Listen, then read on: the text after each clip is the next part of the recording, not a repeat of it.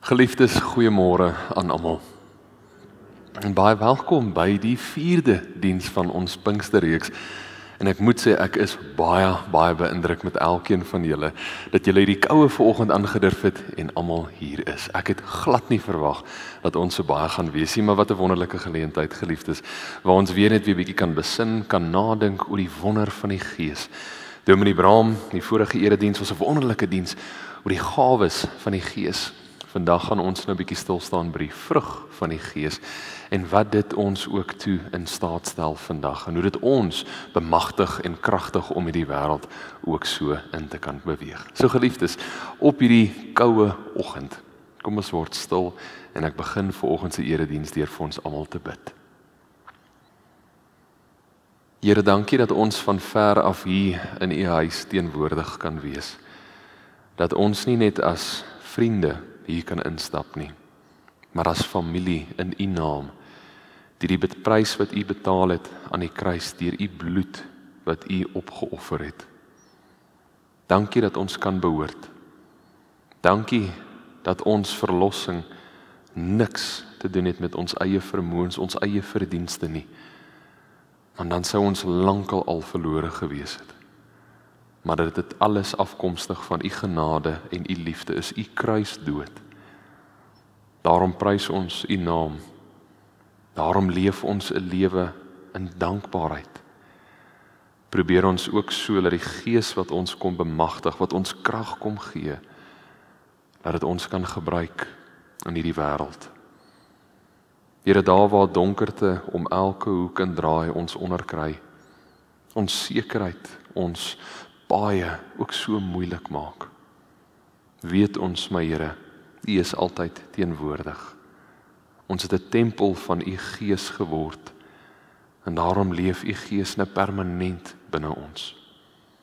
Ons dankie, Here, vir die Pinkstergeleentheid, wat ons hier by die kerk bymekaar kan kom, kan fokus op dit wat U alles vir ons gedoen het, na U opwekking. En help asseblief dat ons ontvanklik sal wees vir die werk van die Gees deur ons en dat ons werklike verskil daar buite sal maak. Amen. Geliefdes, ons skriflesing waaruit ons vandag gaan lees, kom uit Galasiërs 5. Nou let wel, ons gaan dit in gedeeltes doen, ons gaan so stuk na Galasiërs 5 van vers 16 tot en met 26 lees en dan so deur hierdie hele gedeelte werk. Maar ek begin eers deur 'n inleiding. Geliefdes, hoe word een se geestelike volwassenheid gemeet? Is daar 'n manier wat ons na iemand toe kan gaan en vasstel of bepaal op watter vlak hulle geestelike volwassenheid is? Deur ons lewe, deur die jare, kom ons baie ander gelowiges teen, ons bou verhoudings, ons ontmoet nuwe mense. En van tyd tot tyd kruis ons paaie met 'n ander gelowige, iemand wie ons so beïndruk, dat ons reaksie op hulle verhouding met die Here is: "Joe, maar hierdie persoon is geestelik volwasse. Joe, hulle het 'n hoogte bereik waarvan ek net kan droom. As ek maar net daar kan wees, as ek maar net die dinge kan doen wat hulle kan doen." Bedoelende, ons dink, ons maak die afleiding, maar hulle is op 'n hoër vlak as ons. Weerens hierdie verworpe hiërargiese stelsel, hulle is op 'n hoër vlak en God is bo, so wat beteken hoe hoër ons op hierdie vlak klim, hoe nader is ons aan die Here. Dit is nie hoe dit werk nie, maar kom ons gaan aan. Wat van hierdie persoon se optrede het ons die besluit laat maak, maar hulle is geestelik volwasse? Dalk het ons goeie vriende geraak en ons het van tyd tot tyd saam met hulle in die kerk gesit. En elke liewe keer as ons langs hulle in die kerk sit en die kollekte mandjie kom verby, dan druk hulle nie 'n 10 of 'n 20 of 'n 50 rand noot daarin nie. Hulle druk honderde en 200 rand note daarin, dat ons amper skaam kry. Naderhand begin ons dink, na die 4de of die 5de keer wat ons dit waarneem, maar dalk is die sleutel tot geestelike volwassenheid hierin. Dalk oor die jare wat ons hulle ken, het ons gesien, maar hulle lees baie Bybel. Hulle Bybelkennis is iets besonders. Ons kan maar net 'n paar woorde sê en dan spring hulle en sê, maar dis waar dit in die Bybel staan. Saam met dit kom ons agter, maar dis asof hulle van oggend tot aand konstant tot die Here bid. Ons weet nie hoe hulle werke doen nie. Dis asof hulle net die hele tyd sit en bid.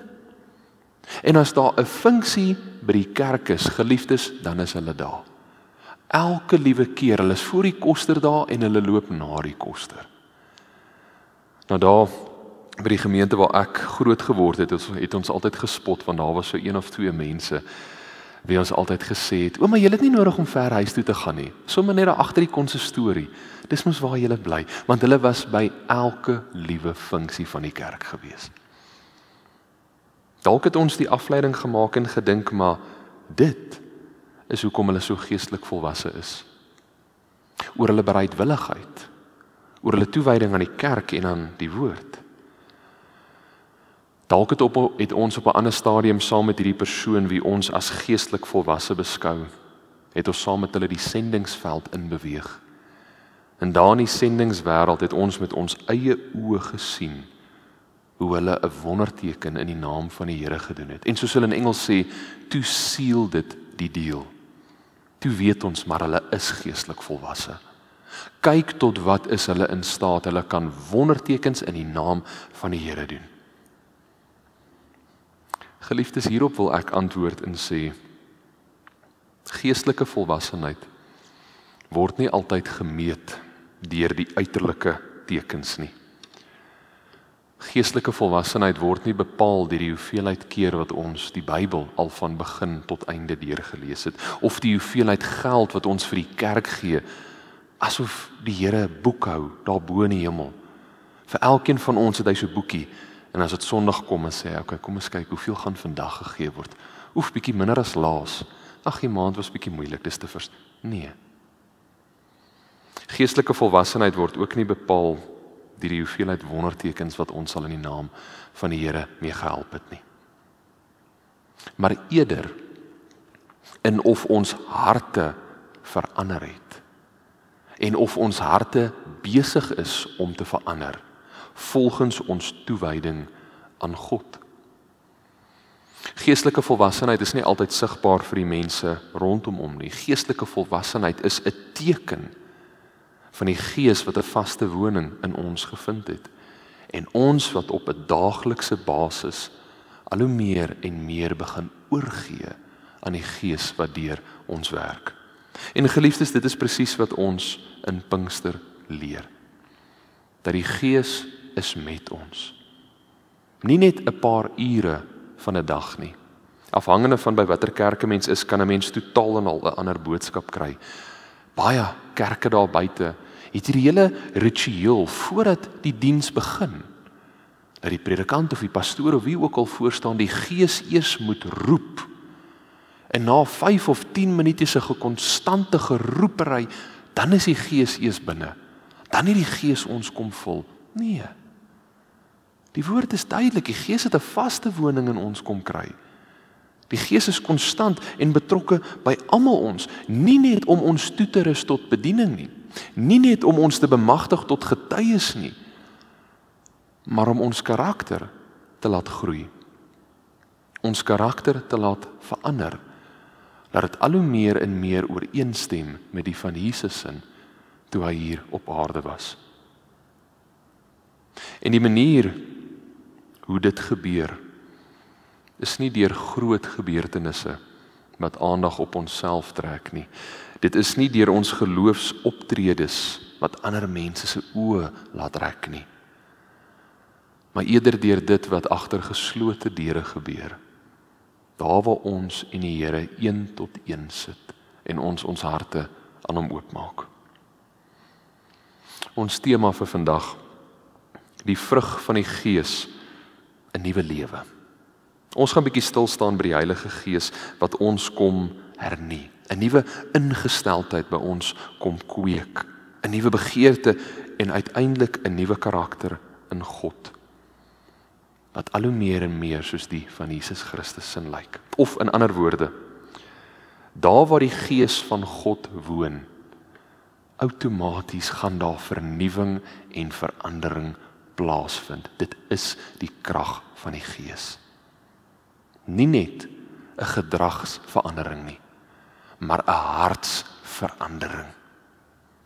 Die verskil tussen die twee gou vinnig op te som, 'n gedragsverandering is waar ons baie kere kies, maar ek moet so optree. Hierdie is die regte ding om te doen. Ek kies om eerder hierdie te doen as om daardie te doen. 'n Hartsverandering is waar ons outomaties die regte ding doen, outomaties leef volgens die woord van God.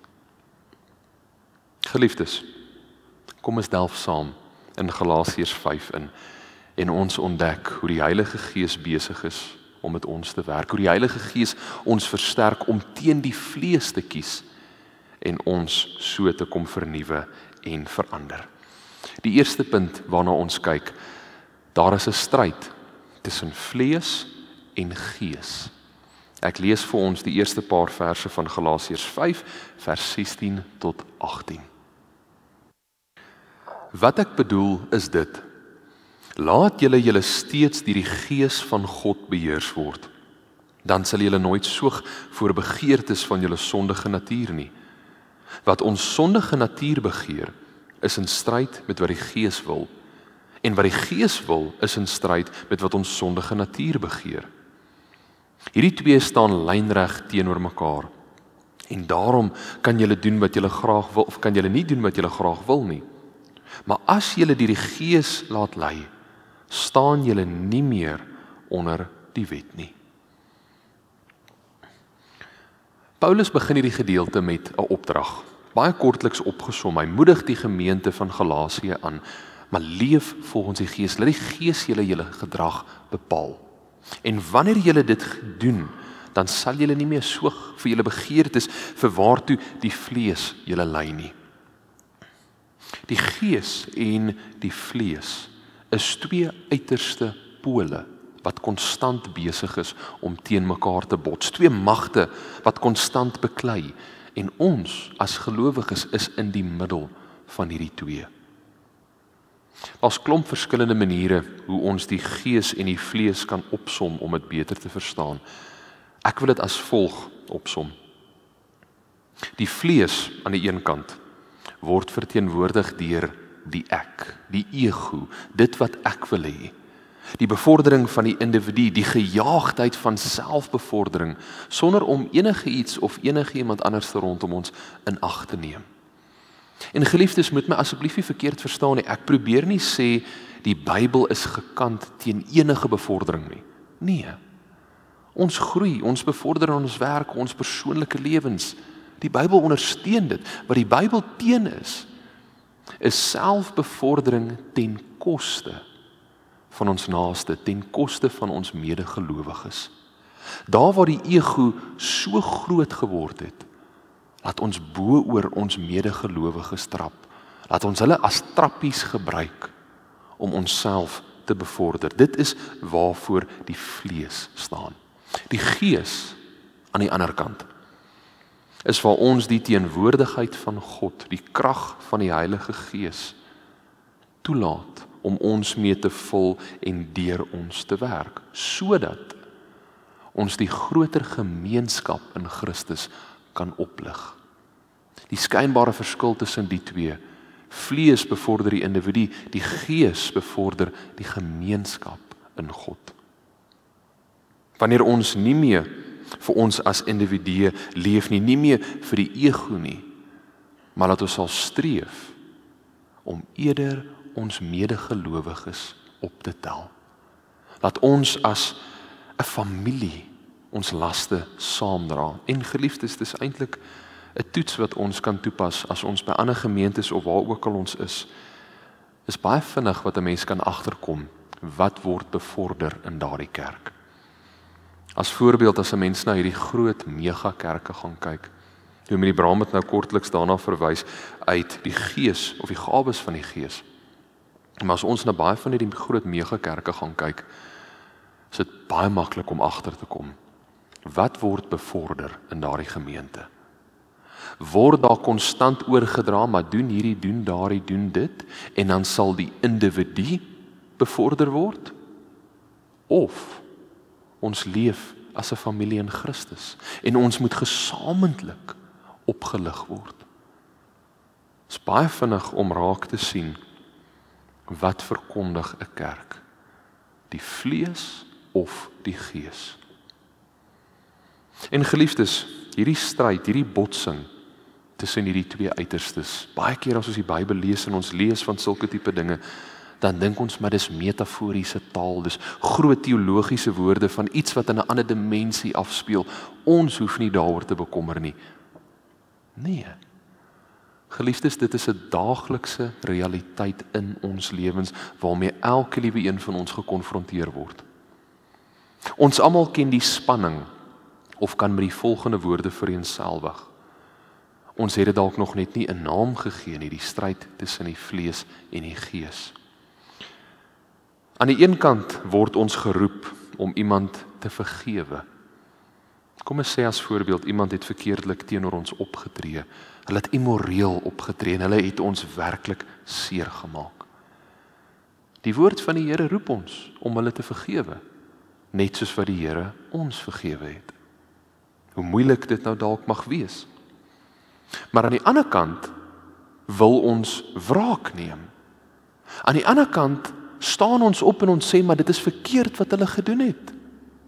Hulle moet verantwoordelik gehou word vir wat hulle gedoen het. En as ons nie iets hieraan gaan doen nie, gaan hulle skotvry wegstap. Daarom moet ons iets hieromtrent doen. Ons moet staan vir wat reg is.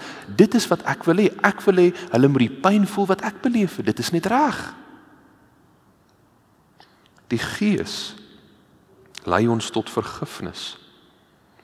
Roep ons tot die bevordering van 'n verhouding in die groter gemeenskap van Christus. Die vlees bevorder die ek, maar ek wil wraak neem, ek sal beter voel. Dit is wat ek wil hê. Daar's nog baie ander voorbeelde wat ek kan gebruik, waar hierdie twee in konstante botsing met mekaar is. Hoogmoed en selfverheffing teenoor nederigheid en diensbaarheid. Jaloesie en afguns teenoor vreugde vir iemand anders se seëninge, liefde vir hulle. Materialisme en selfsug teenoor vrygewigheid en afhanklikheid van die Here. Die goeie nuus in dit alles. Die gees en die vlees is nie ewe sterk pole wat teen mekaar bots nie, al stel baie gelowiges dit so op. Baie kere sal gelowiges sê, maar die bose, die slegte of dan die vlees is net so sterk opponent teenoor God, die goeie en die gees. Dieselfde beginsel, God wat teen die Satan skaak speel. En as God nie versigtig is nie, kan hy 'n paar stukke van die bord verloor. As hy dalk bietjie aan die slaap is, kan die Satan die hele stryd wen. Nee. Dit is nie hoe dit werk nie. Die vlees is nie op dieselfde vlak as die gees nie. En die goeie nuus in dit alles is, ons het die krag van die Gees tot ons beskutting. Ons hoef nie meer te fokus op ons eie vermoëns nie. As dit daarvan afgehang het, was ons lankal al verlore. Maar die genade van ons Here skyn deur. En die bepalende faktor is ons bereidwilligheid. Of ons sal toelaat dat die Gees van die Here deur ons sal werk.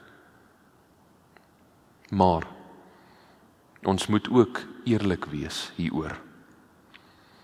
Ons is gebroke mense wat in 'n gebroke wêreld leef. As sondige wesens is ons geneig om nie reguit hierdie pad deur te loop nie, maar van kant tot kant toe te swaai.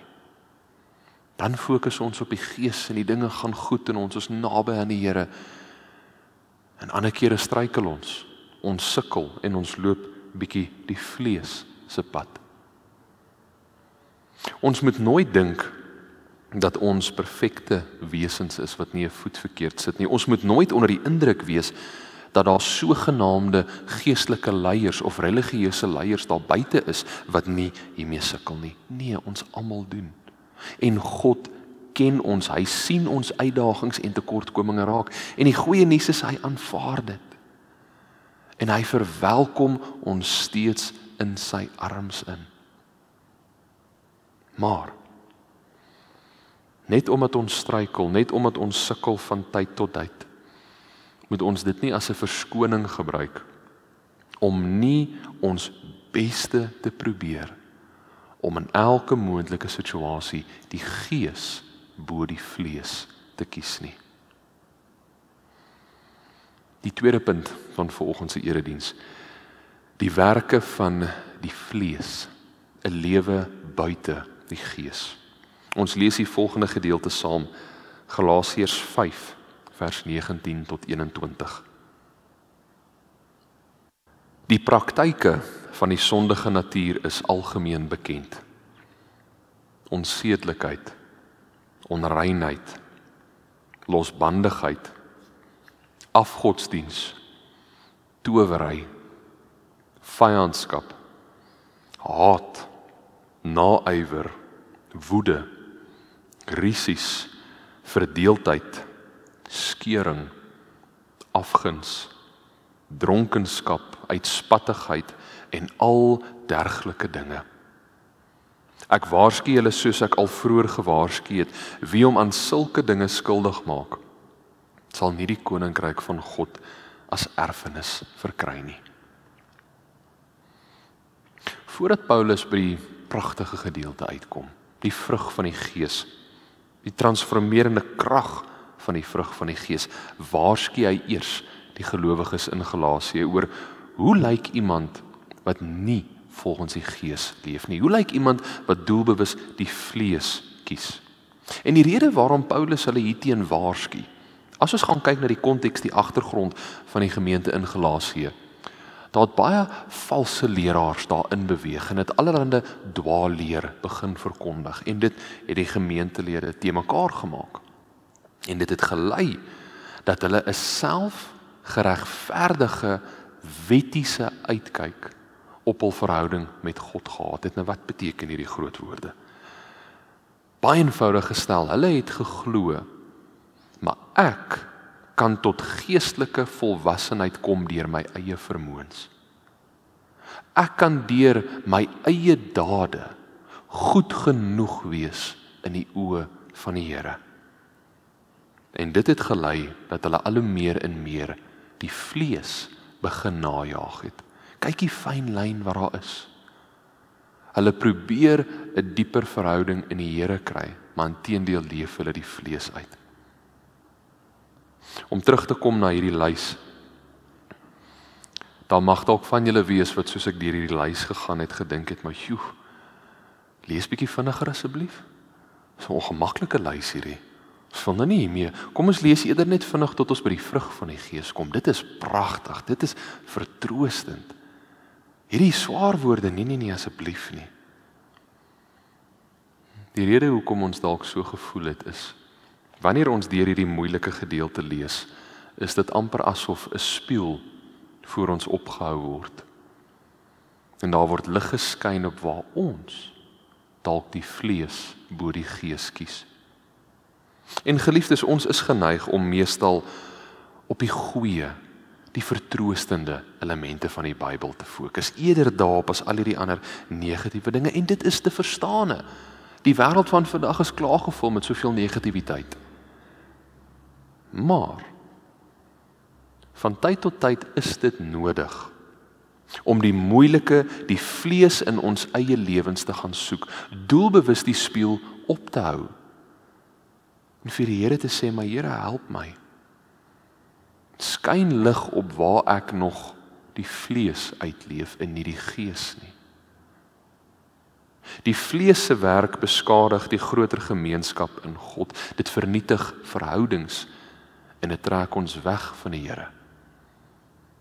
En vir baie mense voel dit goed, dit voel wonderlik, maar die individu word opgelig en hulle kyk nie na wat hulle agterlaat nie. Paulus waarsku die gelowiges teen so 'n lewe. En daarom moedig ek elke liewe een van julle aan, deur die loop van die dag, môre res van die week, ergens kies 'n oomblik vir julle en gaan lees weer deur Galasiërs 5 van vers 16 deur. Maar spandeer tyd by verse 19 tot 21 en vra jouself eerlikwaar af. Waar moet ek nog groei? Waar moet ek die Gees nog meer toelaat om deur my te werk? En baie belangrik, vra die Here vir hulp. Geliefdes, ek beloof vir julle, hy sal julle help. Ons Here is altyd meer as gewillig om ons te help. Die derde punt, die vrug van die Gees, 'n lewe in Christus, die mooi gedeelte.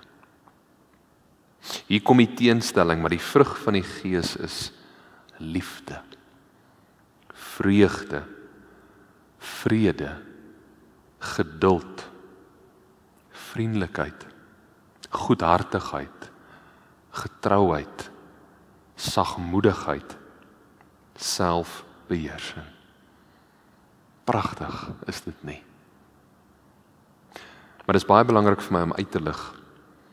Dit is die vrug van die Gees, nie die vrugte van die Gees nie. Baie kere is ons mentaliteit rakende hierdie, maar ons sukkel nou maar met 'n paar van hierdie vrugte van die Gees. Maar wat is die slaagsyfer vandag?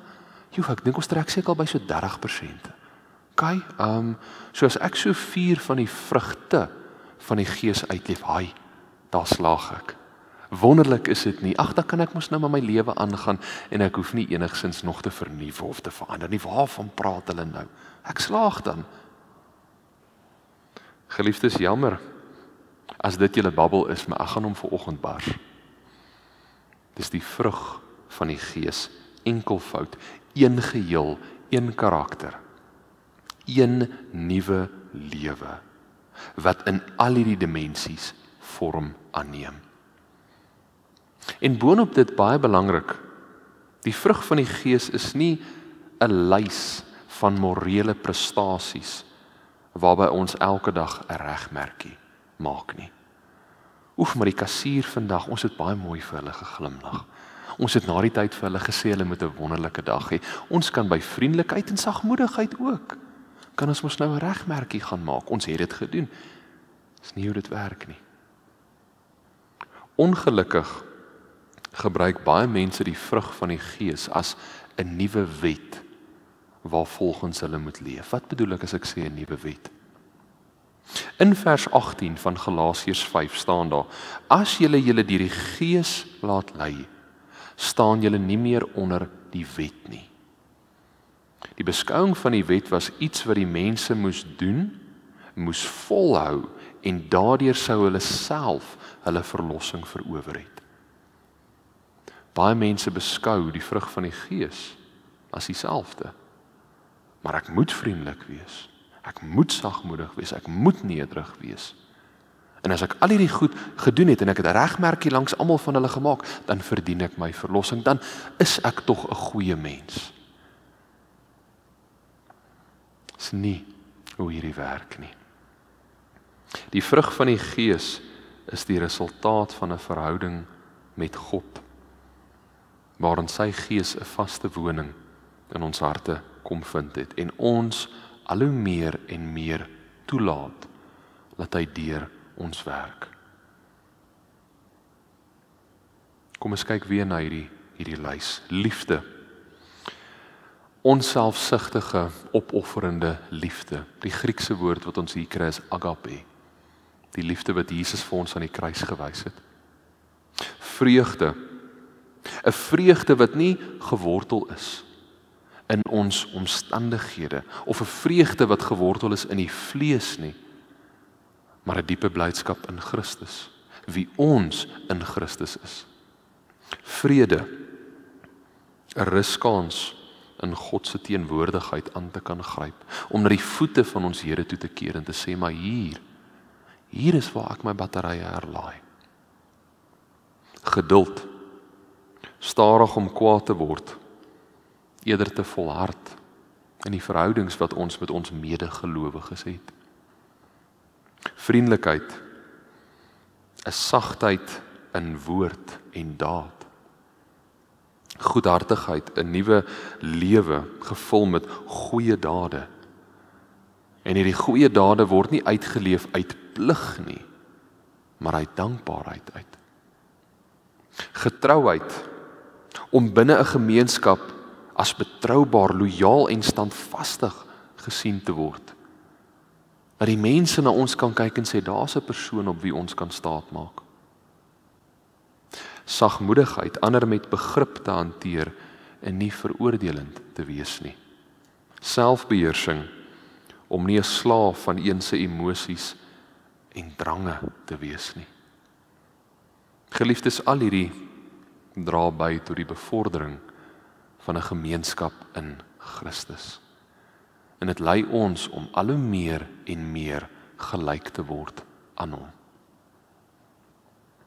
Die 4de punt, die vrug van die Gees is nie net vir 'n selektiewe groep gelowiges nie, maar vir almal. As ons geroep word tot verantwoordelikheid, as ons geroep word tot aksie in ons geloof, dit mag dalk deur middel van hierdie Pinksterreeks wees, dit mag dalk deur middel van die Bybel wees, 'n dagstukkie wat jy lees, wat ook al. En die taak wat voor ons lê, is dalk bietjie te uitdagend, dit gaan dalk te veel van ons eis. Is dit baie kere makliker vir ons om eerder maar net so te maak en te sê, oef, ek's nou nie so seker hieroor nie. Ek weet nou nie of ek bereid is om al hierdie te doen en al hierdie op te offer nie. Maar daar is ander mense wat bereid is om dit te doen. So ek gaan nou nie in hulle pad staan nie. Laat ek eerder uit die pad uitstaan. Laat hulle ding doen.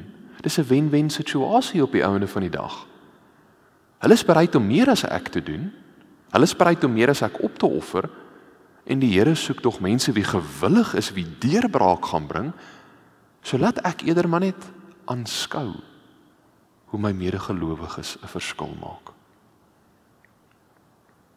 Ons kry al te maklik die gedagte van ons is minderwaardig. Ons voldoen nie aan hierdie super Christen beeld wat die Bybel van ons vra nie, dat ons nooit sal kan leef volgens wat die woord van God van ons vra nie, en dat ons eerder maar net moet terugstaan.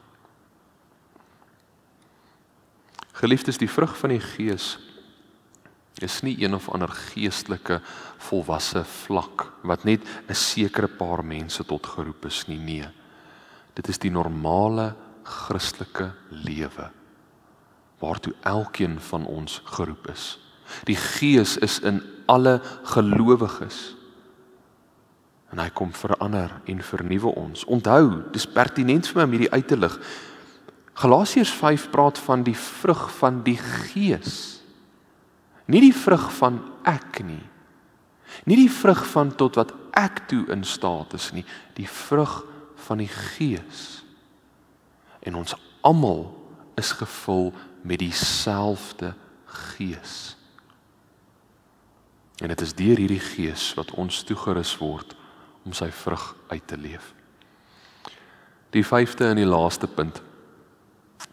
Pinkster gaan nie net oor krag vir buite nie, maar vir transformasie van binne. Wanneer ons aan Pinkster dink, die gebeure rondom Pinkster, en veral as ons Handelinge gelees het, en geliefdes, ek moedig julle weer aan, gaan lees Handelinge, 'n kragtige boek. Maar as ons deur dit werk, is dit waaraan ons dink, gewoonlik vuur, tale, harde geluide, winde, sending, krag, en dit is alles waar, dit is reg. Maar as ons vashak by die uiterlike manifestasie daarvan, en nie toelaat dat die Gees ons harte kom verander nie, mis ons die kern van wat hier gebeur het. God het die Gees nie gestuur, sodat ons soos robotte sy bevele sal uitleef nie. Dan sou hy nooit vir ons 'n keuse gegee het nie. Hy het dit eerder gestuur sodat ons sal groei in hom, wat ons hom sal kies en 'n verhouding met hom sal hê.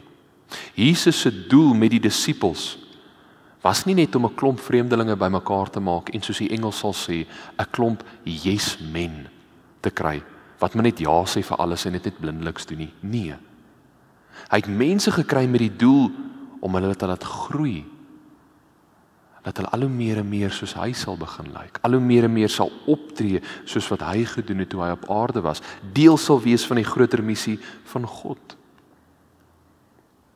En ons word ook geroep tot dit. En dit begin met 'n karakter van liefde, vreugde, vrede, geduld, vriendelikheid, goedhartigheid, getrouheid, nederigheid en selfbeheersing. Geliefdes, ek sluit af. Die Heilige Gees is gestuur om ons te vul met krag, absoluut. Maar is ook gestuur om ons harte te hervorm. Om ons te weerhou van die vlees en te vorm na die beeld van Christus. Geestelike volwassenheid is nie Bybelkennis nie. Geestelike volwassenheid is nie watter gawe ons ontvang het nie. Geestelike volwassenheid is nie om altyd reg te wees in 'n geloofsgesprek of uiterlike vroomheid nie.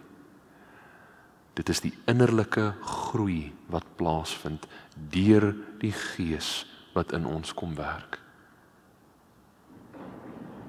Die vrug van die Gees is 'n teken van 'n hart wat aan God behoort. Ek wil dit herhaal. Die vrug van die Gees is 'n teken van 'n hart wat aan God behoort. Dit is die teken dat Christus in en deur ons kom werk.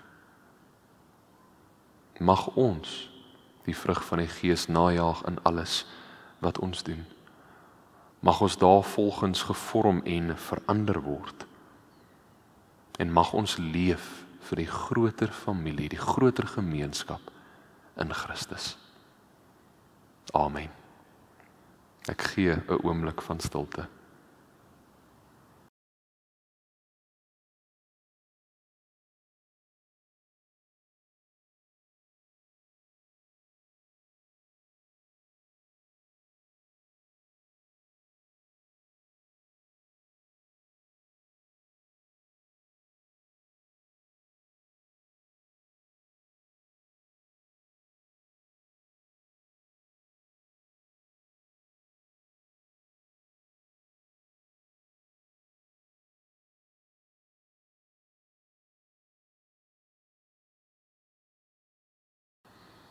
Here, dankie vir die vrug wat deur ons kom werk.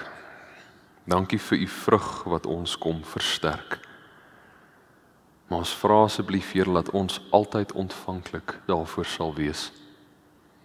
Dat ons nie sal vaskyk aan ons eie tekortkominge nie, maar dat ons weet ons is kinders van u wat bemagtig word deur u teenwoordigheid en u Gees. En deur dit kan ons u gemeenskap versterk, u gemeenskap laat groei. Ons dankie, Here, vir hierdie besonderse voorreg. Maar help dat ons altyd dit sal beskou vir wat dit werklik is, 'n verantwoordelikheid, waartoe u ons geroep het. Ons dankie daarvoor, Here. Amen. Geliefdes, ontvang die seën van die Here. Die genade van die Here Jesus Christus en die liefde van God ons Vader en die teenwoordigheid van die Heilige Gees, sy vrug wat binne in ons is, sal met elkeen van julle wees tot in lengte van dae. Amen.